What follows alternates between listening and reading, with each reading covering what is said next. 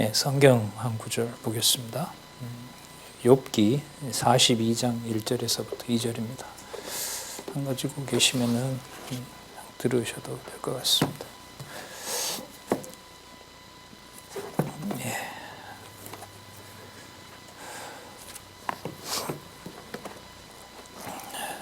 욥기 42장 1절 제가 보겠습니다.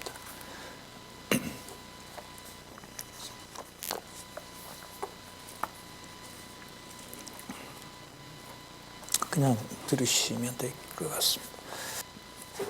예.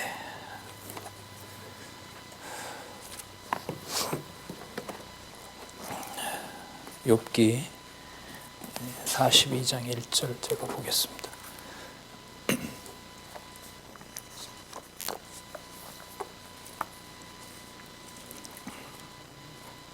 그냥 들으시면 될 것 같습니다.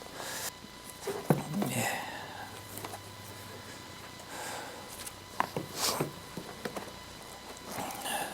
욥기 42장 1절 제가 보겠습니다. 하는 시간을 갖도록 하겠습니다. 순서는 요절 중심으로 일단 연결을 한번 짓고요. 그 다음에 이게 지금 권수가 많기 때문에 제가 일부러 사실 부탁을 못 드렸습니다. 이게 6, 7, 8권이기 때문에 그동안 들으셨던 말씀을 가지고 여기 좌우측에 있는 도표 그리고 앞에 있는 이 도표를 가지고 그 다음에 찬양을 통한 언약 다음에 나오는 예언을 통한 언약 이른바 선지서를 들어가는 준비 과정으로 아가서가 마치고 있다. 여기까지 이제 말씀을 드리도록 그렇게 하겠습니다. 전체 우리가 세 타임인데요. 일단은 조금 전에 읽었던 욥기서의 요절이죠. 특히 2절에 주께서는 무소불능하시오며 이렇게 나옵니다. 이때 선지서를 들어가는 준비를 말씀하시는 거죠. 여호와께서는 무소불능하시오며 전능하시다는 얘기죠. 그래서 이게 요절이 되는 겁니다. 요절이 되는 겁니다. 자, 그런데 그 다음에 보면 무슨 경영이든지 이렇게 나오는데요. 경영하다라는 말이 바로 뭐냐면 창세전에 계획한 대로 이런 뜻입니다. 그러면 욥으로 하여금 이방인이죠, 사실. 그래서 저도 이번에 좀 의미가 좀 있는 게 아닌가 이런 생각이 들긴 했어요. 욥이 그 에돔 사람이잖아요. 그 제일 나중에 나오는 그 엘리후라는 젊은 바로 뭐냐면 창세전에 계획한 대로 이런 뜻입니다. 그러면 어떻게 보면 좀 의미가 있는 것 같기도 해요. 좀 이따 좀 말씀을 좀 드려보겠습니다. 이방인 중에서 또 욥의 이 변론으로 보면 모세 율법을 알고 있어요. 그리고 그 욥의 친구들도 그렇고 나중에 그 엘리후를 봐도 그 여호와의 율법, 그러니까 모세의 율법을 근거에 두고 얘기를 합니다. 그 율법에 보면 이게 나오잖아요. 그러니까 계명과 율례와 규례, 법도를 지키지 않으면 하나님께서 그 벌을 주신다는 약속이 나와 있고 또 지키게 되면 복을 준다. 우리 더 정확하게 번역하면 그 여호와의 율법, 그러니까 모세의 율법을 근거에 두고 얘기를 합니다. 그 율법에 보면 이게 나오잖아요. 그러니까 그리고 욥이 그 번제를 드린단 말이에요. 아이들이 그 축제를 벌이고 나서 생일 잔치를 하고 난 다음에 혹여 범죄했을까 싶어서 번제를 드려요. 그리고 나중에 그 친구들 마지막 엘리후 말고 엘리바스 그 다음에 소발 그 다음에 또 누구였죠? 그 친구들에 대해서 빌닷 그죠? 빌닷 엘리바스 빌닷 또 소발에 대해서 하나님께서 욥이 대신해서 제사장 역할이 되는 거죠. 그러니까 이것도 놀랍. 그 친구들 출애굽기, 창세기, 출애굽기, 레위기, 민수기, 신명기서에 보면 그 뭐 욥이라는 이름은 안 나온단 말이에요. 그런데 와서 하는 걸로 보면 율법을 다 알고 있는 자인 거죠. 사실 그 그 야곱과 에서는 뭐 한 핏줄이잖아요. 그리고 에돔 족속이 후반 친구들 출애굽기, 창세기, 출애굽기, 레위기, 민수기, 신명기서에 보면 하나님께서 뒀어요. 그러니까 그 영특한 머리로 예수님이 나중에 헤롯 보고 여우라 그러잖아요. 진짜 여우 새끼 같은 아주 그 사냥의 기술을 발휘하는 그런 그 영특한 자들인데, 에돔 족속이 후반 친구들 출애굽기, 창세기, 출애굽기, 레위기, 민수기, 신명기서에 보면 하나님께서 뒀어요. 그러니까 그 영특한 머리로 예수님이 나중에 헤롯 보고 여우라 그러잖아요. 진짜 여우 새끼 같은 아주 그런 그 혈통으로 사실 살고 있기도 합니다. 어쨌든 욥에게 나타나는 그 경우로 보면 율법을 알고 있는 인물이란 말이죠. 이방인에게.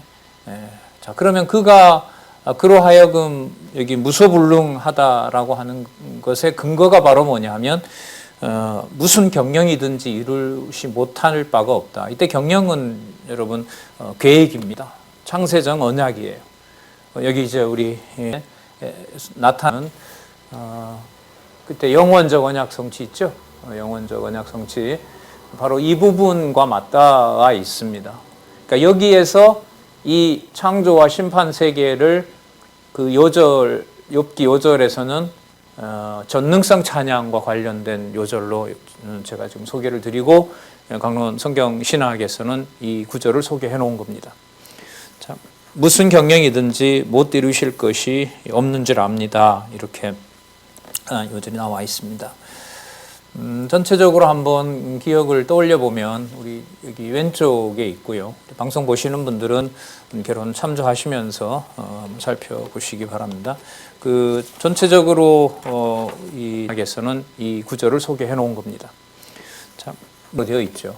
그 뭐 우리가 본문에 어디에 나온다 이걸 하기보다가 일단 주제가 어떻게 흘러가는지 한번 볼게요. 그러니까 순전하고 정직하여 악에서 떠난 욥을 망하게 하시는 여호와 이렇게 나오죠. 망하게 하시는 여호와. 그리고 친구들과 10번에 걸쳐서 토론을 붙이시는 여호와. 그래서 뜻대로 하시는 여호와. 그러니까 사람이 뭘 했기 때문에 여호와의 일이 이루어지는 것이 아니라 아까 요절에 나왔었잖아요. 계획하신 바를 정하신 대로 그대로 이루시는 거죠. 그게 이제 뜻대로 하시는 여호와 이런 주제로 나왔고요.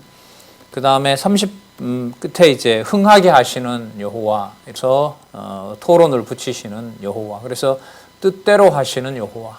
그러니까 사람이 뭘 했기 때문에 여호와의 일이 이루어지는 것이 아니라 아까 요절에 나왔었잖아요. 계획하신 바를 정하신 대로 그대로 이루시는 거죠. 그게 이제 뜻대로 하시는 여호와 이런 주제로 나왔고요. 그 다음에 30 끝에 이제 흥하게 하시는 여호와에서 토론을 붙이시는 여호와. 그래서 뜻대로 하시는 여호와. 그러니까 사람이 뭘 했기 때문에 여호와의 일이 이루어지는 것이 아니라 아까 요절에 나왔었잖아요. 계획하신 바를 정하신 대로 그대로 다니엘 소선지서는 한 권으로 보자고 얘기를 했죠. 그 5권에 다섯 편이라 그럴까요? 어쨌든 그 5 여호와에서 토론을 붙이시는 여호와. 그래서 뜻대로 하시는 여호와. 그러니까 사람이 뭘 했기 때문에 여호와의 일이 이루어지는 것이 아니라 아까 요절에 나왔었잖아요. 계획하신 바를 정하신 대로 그대로 다니엘 소선지서는 한 권으로 보자고 얘기를 했죠. 그 5권에 5 편이라 그럴까요? 어쨌든 그 5 여호와에서 토론을 붙이시는 여호와. 그래서 뜻대로 하시는 여호와. 그러니까 사람이 뭘 했게 되어 있습니다. 자, 그러면 여러분 욥기 같은 경우에도 벌써 뭐가 시작이 되고 있죠? 망하게 하시고 원래 언약 자손이잖아요. 원래 언약 자손을 에덴 동산을 만들어 놓으시고 사단에게 맡기는 것처럼 망하게 하시잖아요. 그게 것이 아니다. 하나님의 능력을 보여주는 것이다. 그래서 나중에 또 흥하게 한단 말이죠. 회복하시는 거죠. 이게 벌써 뭐의 배경이 되고 있어요? 선지서의 배경이 되고 있는 거예요. 그래서 이사야로 들어가서 선지서를 보통 공부하기가 어렵다 이렇게 얘기를 하는데 그 어려운 이유가 뭐냐 하면 본문 내용도 많이 모르지만은 제가 경험을 한 바를 말씀을 드리면은 그 욥 시편 잠언 전도서를 감히 이쪽 선지서 시작하는 이사야서와 연관을 못 시킨다는 거예요. 이걸 성경 신학이 제시하고 있단 말이죠. 그래서 저는 거부할 수 없다고 봅니다. 이 논증을 펼쳤을 때 누가 이 내용도 많이 모르지만은 제가 경험을 한 이번 주 들으셨지만 물도 셀 수 없는 틈이 없다는 거죠. 정확하게 그렇게 딱 맞아 들어가는 자석이 마치 그 다른 극이 만났을 때 그렇게 막 멀리 있어도 그냥 서로 당기는 인력이 작용하는 것처럼 말이죠. 자, 그러면 우리 시편으로 한번 가셔서도 보자고요. 그 시편도 여러분 1편, 2편, 그 다음에 3편에서부터 89편 이렇게 되어 있잖아요. 그러니까 세운 언약을 찬양하도록 하시는 내용에서 그 세운 언약을 바로 가서 성취해 주는 것이 아니라 중간에 바로 성취를 간구하게 하신단 말이죠. 그리고 시편도 크게 보면 두 부분이에요. 자, 그러면 우리 시편으로 한번 가셔서도 보자고요. 그 시편도 여러분 1편, 2편, 그 다음에 3편에서부터 89편 이렇게 되어 있잖아요. 그러니까 세운 언약을 찬양하도록 하시는 내용에서 그 세운 언약을 바로 가서 성취해 주는 것이 아니라 자, 주야로 여호와의 율법을 묵상하는 자. 자, 그럼 그 자를 하나님께서 어떻게 하시는 거예요? 하나님의 존재를 하나님이 버리신 것이 아니다라는 것을 깨닫게 하기 위해서 성취기원 광구시에서 대적에게다가 맡기고 또 불택자처럼 다루어가고 하나님 이름도 불에 타는 그런 지경까지 이미 예언을 하고 있단 말이죠. 그 다음에 그 언약이 그대로 이루어진다는 것을 성취를 해요. 하나님의 존재를 하나님이 버리신 것이 아니다라는 것을 깨닫게 하기 위해서 성취기원 광구시에서 대적에게다가 맡기고 또 불택자처럼 다루어가고 하나님 이름도 불에 타는 이해가 안 되니까 욥기를 빼고 시편만 보려니까 이해가 안 되는 거다. 그렇게 얘기를. 그럼 반대로 말하면 욥기를 이해하고 그 모든 내용이 이미 어디에 들어와 있다? 시편에 들어와 있다. 이렇게 봐야 되는 거예요.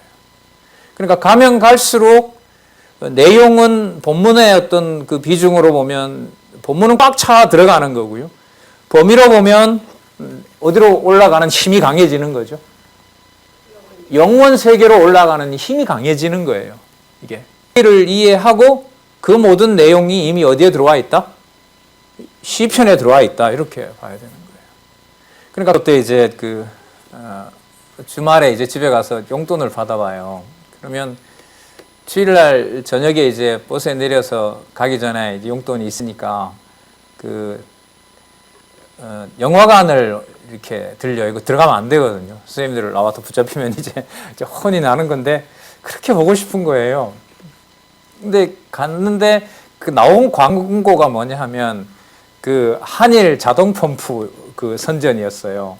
근데 그 선전에 보면 뭐가 나오냐면 폭포가 필름을 거꾸로 돌리는 거죠. 그러니까 물이 그 위에서 아래로 떨어져야 되는데 가면 안 되거든요. 선생님들 나와서 붙잡히면 이제 혼이 나는 건 하는 게 그렇게 기억이 많이 나요. 아, 물이 위에서 아래로 떨어지는 것이 아니라 어떻게 될 수가 있다? 아래에서 위로 그럴 수가 있구나. 그 인상이 지어지지가 않아요. 자, 무슨 뜻이냐 하면 좀 적절한 비유가 되는지 몰라도 망하게 하시고 그 다음에 대적에게 맡기고 하는 그 상황에서 하나님의 존재를 인정할 수가 없어요. 근데 하나님 그걸 섭리해 가시거든요. 그 상황으로 끌어가시면서 하나님께서 욥기에 있는 내용을 전능성의 그 파워를 시편에다가 공급을 하시는 거예요. 그래서 이게 같이 합쳐지면서 무질서하게 합해지는 게 하나님의 존재를 인정할 수가 없어요. 근데 하나님 그걸 섭리해 가시거든요. 이런 얘기는 뭐하고 똑같을까요? 자, 그 다음에 우리 요절은 좀 이따가 찾아보고요. 잠언으로 간단 말이죠. 잠언의 주제가 뭐냐면 여호와의 주권성 찬양이란 말이에요. 그러면 전능성과 신실성을 가지고 뭐가 더 큰 힘을 받아요? 주권성이 힘을 받는 거예요. 주권성이 힘을 받아요. 그 다음에 영원성이 나오고요. 아가서가 나와요. 아가서가 왜 마지막인지에 대해서는 나름대로 지난번에 제가 말씀을 드렸습니다. 시가서의 순서도 바꿔서는 안 된다. 전 이게 성경신학의 주장이라고 생각합니다. 모르겠어요. 누군가가 나와서 바꿔도 된다라는 주장은 열려 있습니다. 어떻게 그런 사람이 나올 수도 있고요. 반박할 수 있는 사람이 나올 수도 있고 하니까. 하지만 오늘 이 시간까지 제가 확인한 바로는 전능성 다음에 신실성, 신실성 다음에 주권성, 주권성 다음에 영원성, 영원성 다음에 자비성, 그리고 예언을 통한 언약 이사야 1장 1절로 간다. 이렇게 묶어가는 것이 맞다고 생각을 합니다. 우리 시편 요절을 그런 의미에서 하나 볼까요? 여러분 잘 아시는 구절인데요. 시편 113편 1절에서부터 3절입니다. 성경을 제가 좀 가져오라고 부탁을 드렸어야 되는데 그렇게 못했네요.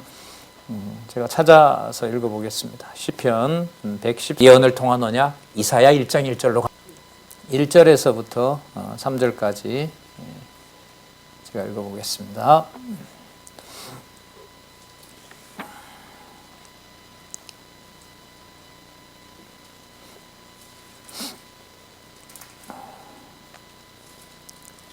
할렐루야, 여호와의 종들아 찬양하라.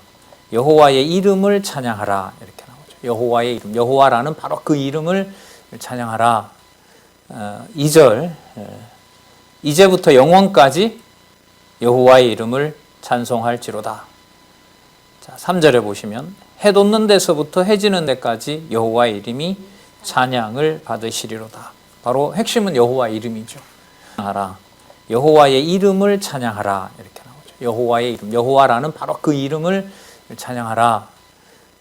2절, 이제부터 영원까지 여호와의 이름을 찬송할지로다.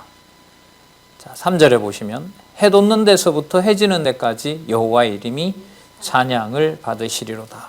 바로 핵심은 여호와의 이름이죠. 찬양하라. 여호와의 이름을 찬양하라. 사단을 들어서 사단에게 욥을 맡기잖아요. 그리고 그 본문에 보면 욥을 망하게 할 때 하나님의 불이 내려와서 그 욥의 가족을 다 죽입니다. 가산을 다 그 끝장을 내버리고요. 그럼 찬양하라. 여호와의 이름을 찬양하라. 사단을 들어서 사단에게 욥을 맡기잖아요. 그리고 그 본문에 보면 몸을 맡기지만은 그 집안을 풍비박산 낼 때 하나님께서 사단에게 뭐까지 쓰게 했다는 거예요. 그 성경 표현대로 보면 하나님의 불까지 쓰라고 한 거예요. 사단에게. 전 좀 충격이었거든요. 그런 표현이 나온다는 것이. 그 지경에서 여호와의 이름을 부를 수 있다? 은 불가능합니다. 알 수 있다? 불가능합니다. 이것도. 불가능합니다. 하나님께서 욥을 왜 이러십니까? 라는 지경까지 몰아가는 방법으로 사단에게. 전 좀 충격이었거든요. 그런 표현이 나온다는 것이. 그 지경에서 이러니까 친구들이 못 견디잖아요. 그래서 한 사람이 3번씩 하고 나중에 그 젊은 놈이 와서 그 어른들 다 무시하고 자기가 이제 참 지식을 알고 있는 것처럼 얘기를 하는데 욥이 얘기했던 얘기와 유사한 얘기를 하죠. 거의 유사한 얘기를 합니다. 한두 구절 빼고는 다 똑같아요. 여호와는 전지전능하시고 창조자이시고 인간을 볼 때 구더기로 보고 다 똑같은 얘기를 해요. 그런데 욥 너가 이렇게 되죠. 주어를 욥으로 놓는 거죠. 욥 너가 숨기고 있고 욥 너가 잘난 척을 하니까. 그러니까 하나님께서 사단에게 맡긴다라는 욥이 얘기했던 얘기와 유사한 얘기를 하죠. 거의 유사한 얘기를 합니다. 한두 구절 빼고는 다 똑같아요. 여호와는 전지전능하시고 창조자이시고 왜 처음부터 끝까지 누가요? 여호와께서 하나님께서 예수께서 성령께서 이게 나올 수밖에 없는지 이른바 삼위 하나님, 영원하신 삼위 하나님에 대한 계시임을 확증한다라는 것이 성경신학에서는 어떻게 증명되느냐? 모든 사건의 근본 주어를 누구로 잡고 있다? 하나님으로 잡고 있다. 하나님. 구약에서는 이스라엘 백성에게 계시된 여호와, 그 여호와를 예수님께서 아버지의 여호와 이름으로 오셔서 증거하셨기 때문에 예수께서, 또 그리고 예수께서 가시면서 약속하신 것이 아버지로부터, 여호와이신 아버지로부터 성경 신학에서는 어떻게 증명되느냐? 모든 사건의 근본 주어를 누구로 잡고 있다? 그렇게 이제 주어가 되어 있단 말이죠. 그게 바로 성경 신학의 탁월함이라고 할 수가 있겠죠. 그럼 잠언으로 가게 되면은요, 그 여호와의 전능성과 신실성을 가지고 주권성으로 간단 말이에요. 그런데 우리가 그 주권성과 관련해서 저도 여러 번 적었습니다만은 지난번에 이 원로께서는 밑에서부터 이제 적어 올라가신 거고요. 그걸 이렇게 뒤집어 놓으면 저는 위에서부터 이 그림을 안쪽으로 들어오는 방향으로 제가 정리를 했습니다. 여기 보면 지식의 바탕을 두고 명철이 나온다 이렇게 설명하셨는데, 그러나 위에서 내림으로 간단 말이에요. 그런데 우리가 그 주권성과 관련해서 저도 여러 번 적었습니다만은 지난번에 이 원로께서는 밑에서부터 지혜가 창세 전에 있던 차원이라면 명철은 그 설명에 의하면 창조부터 심판까지예요. 그 다음에 지식은 뭐냐면 직접 경험하는 것으로부터 생겨요. 그래서 제가 그걸 안쪽으로 들어오는 설명으로 하기 위해서 저는 위에서부터 쭉 내려온 거고요. 지난번 원로께서 저자인 원로께서 설명한 것은 밑에서부터 이렇게 적은 거니까요. 혼돈 없으시기 바라고요. 자, 어쨌든 주권성에서 출발은 지혜로부터 출발한다. 그건 언약에 근거를 둔다. 그 언약을 세우신 분은 언제 계신 분이다?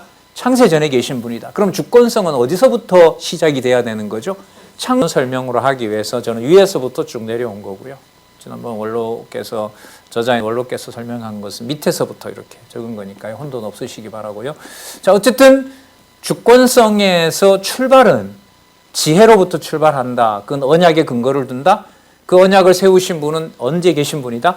창세 전에 계신 분이다. 그럼 주권성은 어디서부터 해가는 것이 수직적으로 성령께서 하늘에 속한 차원으로 여러분들과 저를 데려다 놓는 거예요. 이런저런 우울한 소식들이 있잖아요, 사실. 우리 코로나도 그렇고 개인적으로도 그렇고 우리 복지관도 참 하나님께서 인간적으로 복지를 누리게 하시면 좋은데 이런저런 언제 계신 분이다? 창세 전에 계신 분이 진짜 달이 멀다 하고 계속 그렇게 수직적으로 성령께서 하늘에 속한 차원으로 여러분들과 저를 데려다 놓는 거예요. 그 시편 3편에서부터 89편이 없었다면 시편 90편에 나타난 태초부터 만물이 계시기 전부터 이게 별 효력이 없어요. 그냥 그런갑다 해요. 그런데 3편부터 89편까지 대적에게 맡겨서 목숨도 그냥 여지없이 버리게 하고 이게 진짜 택한 백성인지 복 있는 자인지 그것마저도 사라지게 하고 겨우 기력을 회복해서 성전에 가려고 했더니 성전이 눈앞에서 불에 타버리는 그 황망한 일이 벌어진단 말이죠. 그럼 거기에서 나오는 질문은 하나밖에 없겠죠. 어디 계십니까? 이런 거죠. 그 여호와의 존재예요. 어디 계십니까? 여지없이 버리게 하고 이게 진짜 택한 백성인지 복 있는 자인지 그것마저도 사라지게 하고 겨우 기력을 회복해서 성전에 가려고 했더니 성전이 눈앞에서 불에 타버리는 그 황망한 일이 벌어진단 말이죠. 그럼 거기에서 나오는 질문은 하나밖에 없겠죠. 어디 계십니까? 이런 거죠. 그 여호와의 존재예요. 어디 계십니까? 여지없이 버리게 하고 이게 진짜 택한 백성 너무 도식화하는지는 몰라도 그 시편이 5편인데요. 제가 볼 때는 시편 그야말로 욥 다음에 나오는 시편 후반부하고 잠언이 이제 중간에 있잖아요. 그 다음에 영원성으로 가고 이제 자비성으로 가는데 이 잠언의 어떤 중간에 위치한 부분에서 어디 계십니까?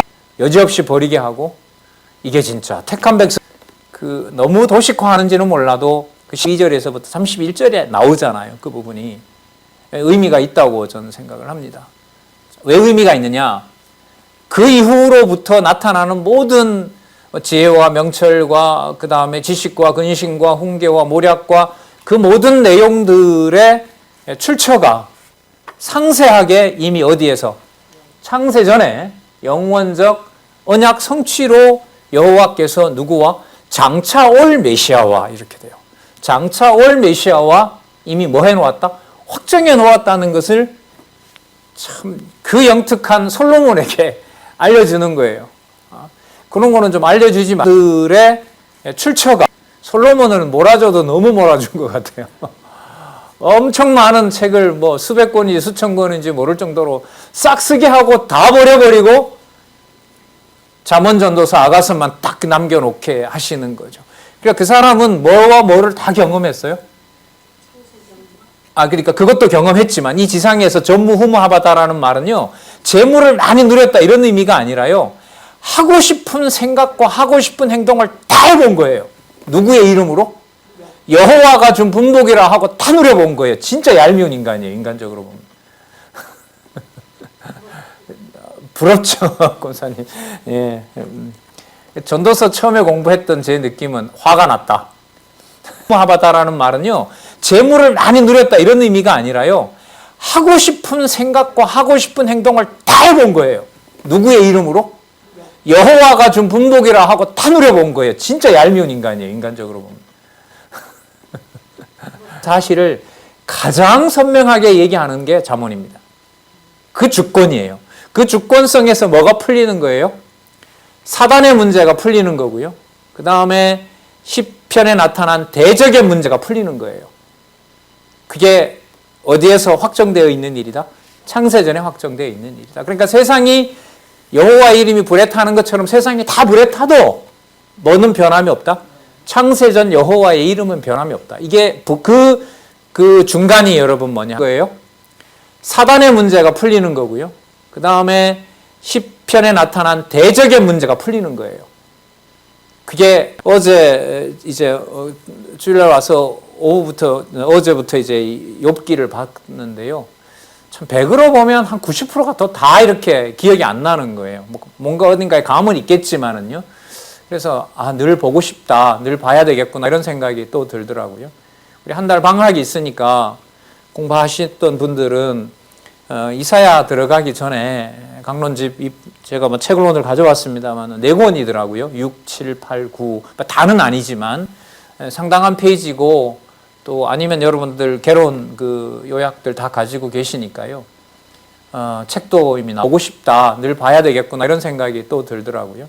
우리 한 달 방학이 있으니까 공부하셨던 분들은 이사야 들어가기 전에 강론집 제가 뭐 책을 오늘 가져왔습니다만 4권이더라고요. 6, 7, 8, 9 다는 아니지만 상당한 페이지고 또 아니면 여러분들 개론 그렇게 따로 떨어지는 것이 아니라 꼭 하나로 되어 있구나. 그걸 꼭 확인하시기 바랍니다. 마지막 기회다 생각을 하시고요. 예. 자, 어쨌든 잠언이 그렇게 끝납니다. 그런데 여기에서요, 중요한 게 영원 세계에 초점을 맞추어서 보면 창조부터 심판까지 다 없어질 거잖아요, 저게. 없어질 거잖아요. 언약 성취 내용인 자손 땅 확인하시기 바랍니다. 마지막 기회다 생각을 하시고요. 예. 자, 어쨌든 잠언이 그렇게 끝납니다. 그런데 여기에서요, 중요한 게 영원 세계의 정도가 아니라 모두 다 해롭게 쓴다는 거예요. 그러니까 재물을 줬는데 열왕기의 그 눈으로 보면 무슨 과정이 되는 거죠? 이탈하는 도구가 되는 거예요. 그 머릿속으로 생각했으니까 수천 권 썼을 거 아니에요, 수백 권을. 그러니까 다 해본 거죠. 솔로몬이라는 인간은. 인간적으로 얘기를 하면. 물질도 뭐 진짜 어마어마하게 누려본 거고요. 머릿속에 생각을 글로 표현하는 것도 전무후무한 거고요. 과정이 되는 거죠. 이탈하는 도구가 되는 거예요. 그 머릿속으로 생각했으니까 수천 권 썼을 거 아니에요, 수백 권을. 그러니까 다 해본 거죠. 솔로몬이라는 인간은. 인간적으로 얘기를 하면. 물질도 뭐 창조부터 심판 세계까지에 있는 공을 세운다고 해서 저걸 바벨탑처럼 쌓아간다고 해서 구름으로 올라가는 것처럼 보이지만 올라갈 수 있다 없다? 올라갈 수 없다는 거예요.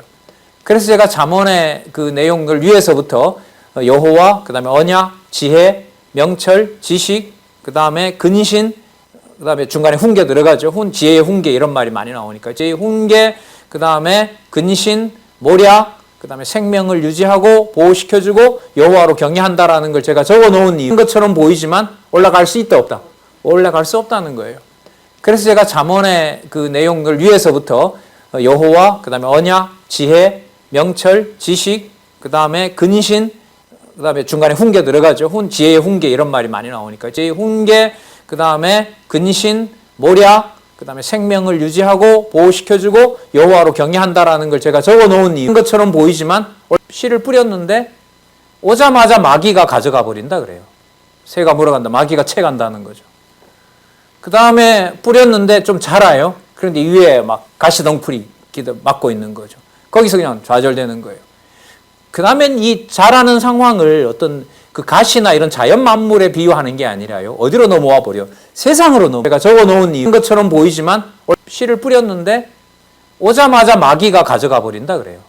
새가 물어간다. 마귀가 채간다는 거죠. 그 다음에 뿌렸는데 좀 차원에서 보면 솔로몬의 헛되다라고 하는 건 바로 뭐냐면 모든 것을 여호와의 이름으로 했을 거 아니에요. 예? 자기가 머리가 좋잖아요. 솔로몬이. 그리고 많은 걸 해놨어요.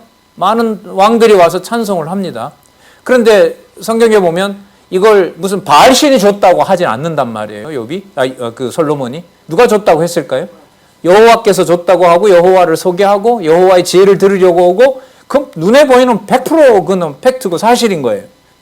그러나 전도서에 가면 그 모든 과정들이 아무리 여호와의 이름으로 전도요 많은 왕들이 와서 찬송을 합니다.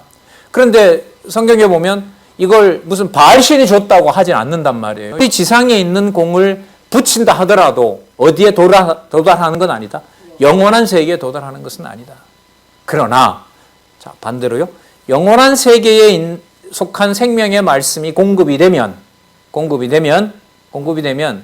하찮은 것 하나라도 천명 여자는 쓸데없더라도 별 볼 일 없는 술람미와 더불어 살아가는 것이 하나님이 인생에게 준 더할 수도 없고 덜할 수도 없는 복이다.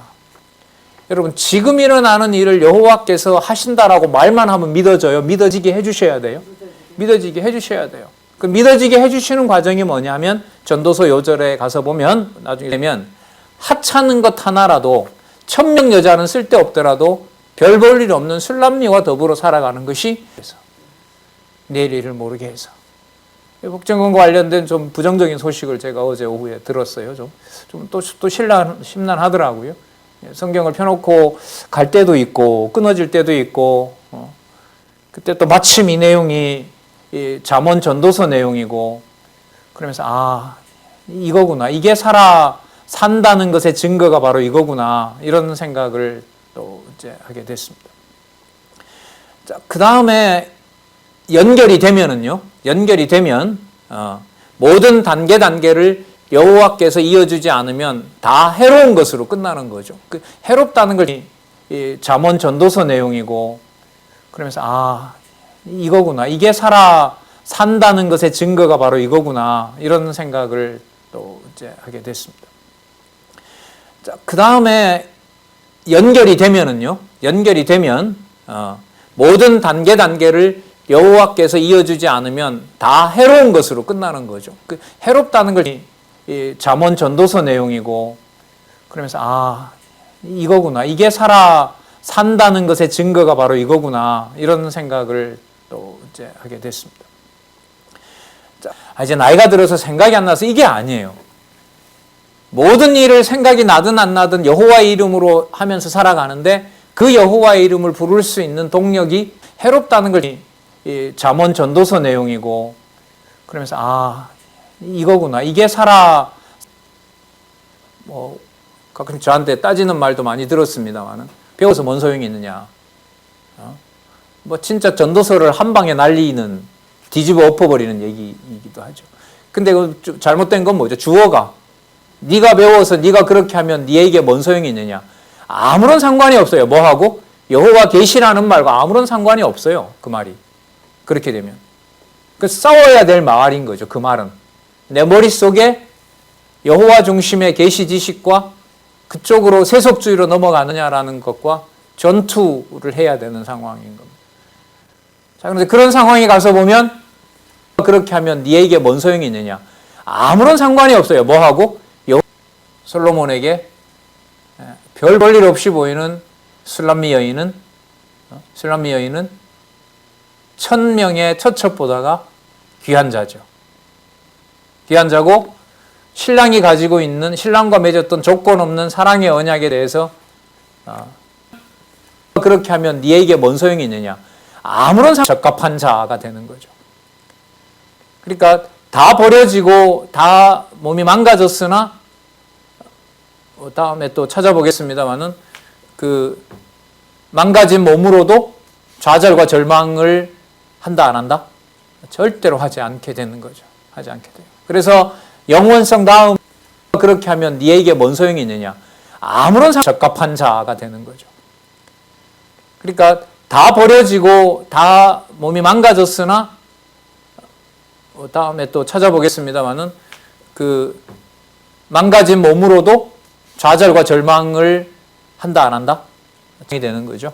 하나님 사랑이 되는 거죠. 율법의 제일 되는 계명, 사랑에서 온전한 것이 다 이루어진다라고 얘기를 하잖아요. 하나님을 마음과 목숨과 뜻을 다하여 정성을 다하여 사랑하라. 그리고 내 이웃을 내 몸과 같이 사랑하라고 하신 최고 큰 계명이 여러분 어디에서 완성이 돼요? 아가서에서 완성이 되는 거예요. 그러니까 잠언 다음에 그 잠언의 화려한 지혜를 연결시키는 고리에 제일 되는 계명, 사랑에서 온전한 것이 다 이루어진다라고 얘기를 하잖아요. 된다는 것이 전도서 앞부분이었다면, 후반부는 그 모든 과정에 여호와 하나님께서 이 백성에게 적합한 게 무엇인지, 해로운 게 무엇인지를 당신이 갈라내요. 그래서 전도서 후반부 마지막 절에 보면 뭐라고 얘기를 하시죠? 심판하신다고 얘기를 하는 거예요. 심판을 해주지 않으면, 제대로 심판을 안 하면 천명에 화려하게 화장하고 솔로몬을 유혹하기 위해서 향내를 풍기면서 솔로몬을 유혹하는 그 첩첩에, 그리고 뒤에는 이방신을 갖다 놓고 기회를 노리면서 언제나 솔로몬에게 내가 가지고 온 우상으로 산당을 만들어. 심판을 해주지 않으면, 제대로 심판을 안 하면 천명 여호와께서 잡아주지 않으면, 그런데 여호와께서 지혜를 주시면 아무 별 볼 일 없는 그 여자가 바로 그 지혜로운 왕 솔로몬과 창세전 분복을 누릴 바로 여자라는 겁니다. 그 여인이 바로 누구였느냐? 잠언에서 얘기할 때 그게 바로 자기 어머니 밧세바였고, 그 밧세바를 하나님께서 다른 어떤 여인이 아니라 바로 아버지 다윗에게 하나님이 보낸 여자다. 이렇게 얘기하면서 그게 바로 뭐가 되죠? 택한 백성이 되는 거예요. 그럼 그러면 이사야로 넘어가서 등장할, 이사야로서에서 얘기할 때 그게 바로 자기 어머니 밧세바였고, 그 밧세바를 하나님께서 다른 어떤 여인이 아니라 뭘까요? 반드시 넘어서요. 그 반드시 넘어서는 내용을 우리는 역대기, 에스라, 느헤미야, 에스더에서 배웠잖아요. 그러면 여기서 이제 역대기, 에스라, 느헤미야, 에스더의 127도에 있는 이방인을 포함한 페르시아 제국 시대죠. 고레스가 첫 왕이었던 그 제국이 바로 장차 올 메시아께서 통치하실 나라, 국적과 인종을 초월하여 해 지는 데서부터 해 뜨는 곳에서 해 지는 곳까지 영원히 찬양할 바로 그 나라라는 사실을 우리는 시도의 127도에 있는 이방인을 포함한 페르시아 제국 시대죠. 고레스가 첫 왕이었던 그 제국이 바로 장차 올 메시아께서 통치하실 나라, 국적과 인종을 초월하여 해 지는 데서부터 해 뜨는 곳에서 해 지는 곳까지 영원히 찬양할 바로 그 나라라는 사실을 우리는 그 머리부터 발끝까지 그 술람미를 찬양한단 말이에요. 신랑이 4장에 성가하고요. 7장에 성가해요. 5장에서 몸이 망가지잖아요. 그 신랑을 찾으러 갔다가 이제 순번 도는 병사들한테 붙잡혀서 몸이 망가지는데, 그 7장에 보면 그 내용이 무슨 내용이냐면, 망가졌지만 신랑이 사랑할 수밖에 없는 몸인 거예요. 그게 바로 뭐에 근거를 둔다? 영원성에 근거를 둬요. 여러분, 영원성은 저자를 통해서 우리가 확인했잖아요. 내재적 초월이라는 거예요. 내재적 초월이라서 몸이 망가지잖아요. 그 신랑을 찾으러 갔다가 이제 순번 도는 병사들한테 붙잡혀서 몸이 망가지는데, 그 7장에 보면 그 내용이 무슨 내용이냐면, 망가졌지만 신랑이 사랑할 수밖에 없는 몸인 거예요. 그게 바로 내재적 초월이에요. 갇히면 갇힐수록 어디로 넘어간다? 영원하신 하나님에게로 간다. 여러분 이런 거죠. 술람미 여인이 여러분 우리가 생각할 때는 몸이 그래도 유지되면서 신랑과 그 아름다운 혼인의 그 동산으로 가는 게 좋아요? 아니면 몸이 만신창이 돼서 그 예제적 초월이에요. 갇히면 갇힐수록 먼저 거죠. 누가 봐도. 그런데 더 불타는 사랑의 확증은 어디를 통해서 가능해요? 몸이 다 망가졌을 때. 바로 그 상황에 가서 신부가 당당해진단 말이에요. 내가 이렇게 됐다고 그럼 당신 버릴 거냐 날. 조건 없이 맺었는데. 그러면 그 내용이 여러분 이사야서 1장에 가보면 어떻게 나와요? 그 잘났다고 하는 이스라엘의 머리부터 발끝까지가 성한 데가 하나도 없다. 누구하고 대조가 돼요? 성한 것이 없는 것은요. 이사야의 예언을 듣는 북쪽 이스라엘이나 남쪽 유다나 똑같아요. 몸이 형편없기로는. 그러나 아가서에서 확인해준 그러면 그 내용이 여러분 이사야서 1장에 가보면 어떻게 나와요? 그 잘났다고 하는 이스라엘의 머리부터 발끝까지 성취가 되느냐? 때릴 것은 때리고 이사야 후반부가 싸매는 내용이잖아요. 싸매는 내용으로 가면 수람미와 같은 별 볼 일 없는 여자가 들어와요. 누구죠? 유다뿐만 아니라 누구예요? 이방이 들어오는 거예요. 거기에서 이방이 들어와요. 그렇게 진짜 물샐 틈 없어요. 물샐 틈이 없는 거예요. 자, 성경 구절 이어본다고 성경 구절을 좀 지나왔는데 우리 잠언 16장 3절에서부터 4절을 제가 읽어보겠습니다. 요절입니다. 유다뿐만 아니라 누구예요? 이방이 들어오는 거예요. 거기에서 이방이 들어와요. 그렇게 진짜 물샐 틈 없어요. 물샐 틈이 없는 거예요. 자, 여호와께 맡기라. 왜냐하면 이런 겁니다. 왜냐하면 너의 경영하는 것이 이루리라. 여러분 이 경영이 뭐냐 하면 그 욥기에 나왔던 여호와께서는 주께서는 무소불능하시오니 뭐라 그랬었죠? 계획하는 바가 이렇게 나오죠. 계획하시는 바가 못 이룰 것이 없다.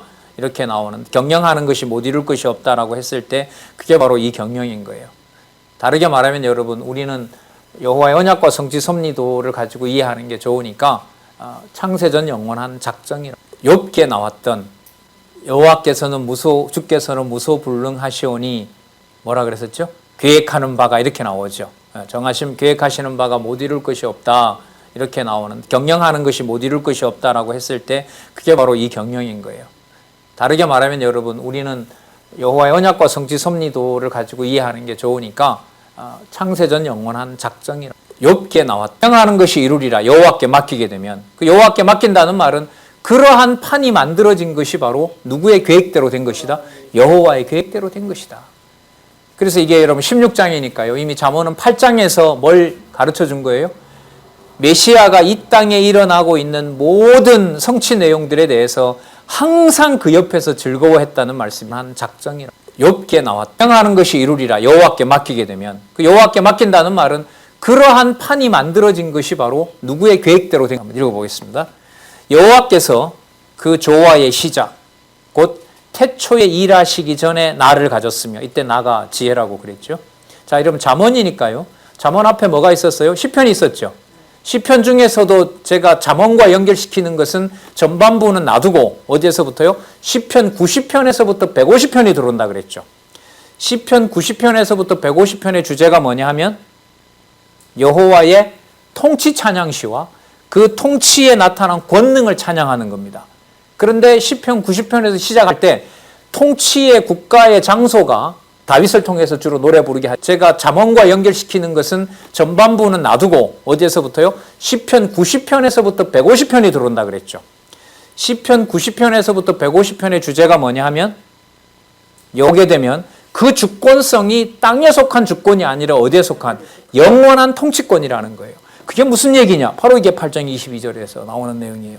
여호와께서 그 조화의 시작 곧 태초에 일하시기 전에 나를 가지셨으며 태초에 가지셨다. 이게 바로 여러분 요한복음에 나오는 영원하신 유일하신 독생자를 말하는 거예요. 독생자 아들이라고 나오는 거지만 요한복음 1장 19절이죠. 가면 독생하신 하나님이다 이렇게 나오는 거예요.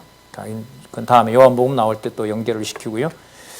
자, 곧 태초에 일하시기 전에 나를 가지셨으며, 여러분 시편 2편에 가면, 잠언 앞에 있었던 시편 2편에 보면 내가 너를 낳았다라는 말이 나오죠. 그 낳은 것이 여러분 다윗이 아니죠. 다윗이 아니에요. 다윗을 통해서 보여줬는데 창세전에 아버지가 장차 보내실 아들을 낳았다라고 얘기를 하는 거예요. 이건 자손언약과 연관되는 건데 뭐 신학자들은 그렇게 붙여놨어요. 영원한 출생이다. 그래서 아버지가 아들을 낳는, 그 다음부터는 참 설명하기가 어려워요. 이게 창세전에 있었던 이 차원을 사람이 낳는다 이런 말을 성경에서는 하고 있지만, 그래서 나중에 예수님도 부활 얘기하시면서 너희들이 하나님도 모르고 성경도 모르고 하나님의 능력도 몰라서 오해했다 이렇게 부활 이런 건데, 뭐 신학자들은 그렇게 붙여놨어요. 영원한 출생이다. 그래서 아버지가 아들을 낳는, 그 다음부터는 참 설명하기가 어려워요. 이게 창세전에 있었던 이 차원을 사람이 낳는다 이런 말을 성경에서는 하고 있지만, 그래서 나중에 예수님도 부활 얘기하시면서 너희들이 하나 땅이 생기기 전부터 내가 세움을 입었나니 아직 바다가 생기지 아니하였고 큰 샘들이 있기 전에 내가 이미 났으며 내가 이미 났다. 내가 출생했다. 내가 영원한 아들로 택정함을 받았다. 태어났다. 이런 말이에요. 산이 세우심을 잇기 전에, 언덕이 생기기 전에 내가 이미 났으니, 계속 강조되죠. 하나님이 아직 땅도 들도 세상 진토의 근원도 짓지 아니하셨을 때라. 그럼 이분이 누군가요? 메시아이시고 창조주가 되시는 거예요. 우리 창세기 볼 때는 이걸 모르죠. 전혀 모르죠. 들이 있기 전에 내가 이미 났으며 내가 이미 났다. 내가 출생했다. 내가 영원한 아들로 택정함을 받았다. 나타난 이방인에게도 이미 엄청난 걸 보여주고, 이방인에게 보여줌으로써 당차올 나라는 땅에 있는 지금 다윗과 솔로몬이 관리하는 나라가 아니라 어디로 올라간다? 하늘에 속한 나라고, 그 하늘에 속한 백성이 누구고, 그 하늘나라가 진짜 땅이고 거기에 통치권은 바로 여호와이시다는 것을 고려해서 찬양하도록 하는 거예요. 그러니까 욥, 시편, 잠언, 전도, 아가서를 공부해 간다는 것은, 순서대로 간다는 것은 창세기부터 에스더까지 나타났던 내용들을 전부 어디로 모아가는 거예요? 영원적 언약 성취, 그야말로 천상으로 모아놓는 거예요. 여러분, 제가 지금 오늘 이 시간까지 말씀드렸던 내용들을요, 것을 고려해서 찬양하도록 하는 거예요. 그러니까 욥, 시편, 잠언, 전도, 아가서를 공부해 간다는 하지만은 다음에 또 할 거예요. 이 여호와 언약과 성취 섭리도를 두고 바로 옆에다 뭘 두시면 되냐면 하나님과 세계와 인간의 관계도를 두면 돼요. 제 머릿속에는 지금 요것 하고요. 또 설명을 해 들어갈 때는 바로 여호와의 하나님과 세계와 인간의 관계도도 머릿속에 동시에 있습니다. 저기 이거는 아니네요. 선과 악도네요. 자, 저 내용에 보면 이제 여러분 전도서와 그 잠언, 전도, 아가서가 또 상세하게 나오는 거죠. 현상 세계에 속한 인간의 몸 속에 형편없는 것은 바로 여호와의 하나님과 세계와 인간의 관계도도 머릿속에 동시에 있습니다. 저기 이거는 아니네요. 선과 악도네요. 자, 저 내용에 보면 땅의 기초를 정하실 때에, 자, 29절 이 부분을 하고요. 우리 잠시 쉬고 30절로부터 가면서 다시 연결을 하도록 할게요. 자, 조금 전에 상황이 창세전 영원한 아들이 태어났고 아들이 그 창조를 주관해 가는 자로 택정함을 받은 상황이라면 29절부터는 여러분 이제 창세기가 시작되는 거예요. 창세기 시작되는 거예요.